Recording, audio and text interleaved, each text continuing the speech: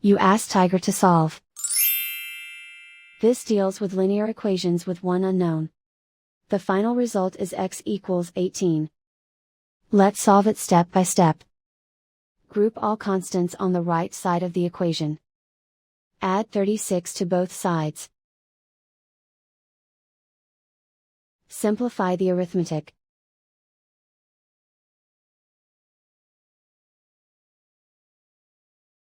Isolate the x. Divide both sides by 2. Simplify the fraction. Find the greatest common factor of the numerator and denominator. Factor out and cancel the greatest common factor. And so the final result is x equals 18.